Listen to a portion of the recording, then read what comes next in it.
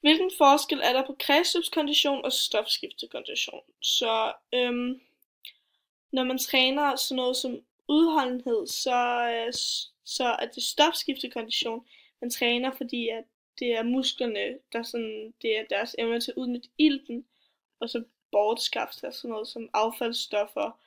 Og når det så er, at man træner sin maksimale, når det så er, at man træner udholdenhed, så sker der så ændringer i musklernes stofskifte, altså så derfor det hedder stofskiftekondition.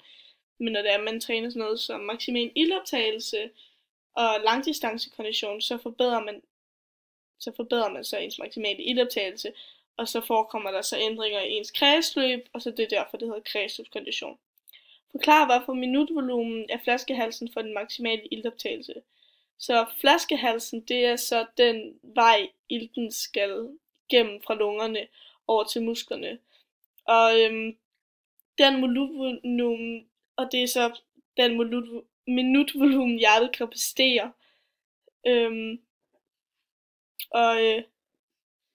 Hvad viste danske idrætsforskers forsøg i 1930, og de testede så en masse unge i 2-3 måneder, hvor de så målte deres maksimale iltoptagelse, og der skete nogle ændringer i deres kredsløb før efter træning, og forsøget det viste så, at efter de her 17 personer, de havde trænet, så blev deres maksimale iltoptagelse og minutvolumen og slagvolumen, den blev forøget, men det eneste, der faldt, det var deres maksimale puls. Og og det var så det forsøg, det viste. Og hvornår træner man bedst maksimal iltoptagelse, og hvornår vil I forbedre jer?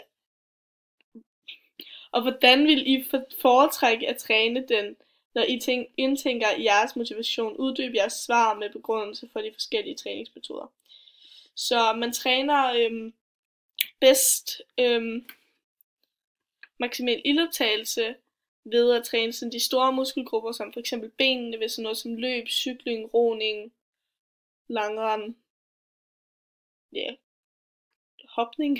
Sådan noget, der sætter benene i gang, fordi det er de største lemmer, og det er dem, der skal bruge mest ilt.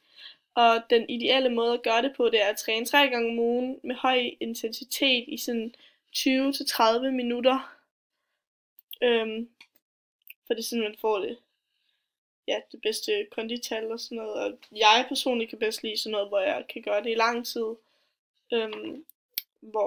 Så det vil være sådan noget langdistance kondition. Fordi der skal jeg ikke presse mig så meget, og det er meget rart bare at være lidt inde i sig selv. Er der noget, I undrer jer over i figur 4.8? I skal i hvert fald diskutere figuren og forholde jer til, hvorfor der er forskel på mænd og kvinder, og hvorfor der er forskel på idrætsgrenene. Så det der er med det er, at mænd og kvinders kønshormoner, de spiller en rigtig stor rolle. Altså om man har et XX eller et XY-kromosom. Fordi at hvis man har et XX, så producerer kroppen østrogen, og det producerer mere fedt, og derfor mindre muskelmasse. Hvor det er mænds kønshormon, testosteron, det producerer meget mere muskelmasse, og derfor så har mænd så også en større iltoptagelse, fordi at der skal være mere ilt til lunger eller til musklerne. Så ja.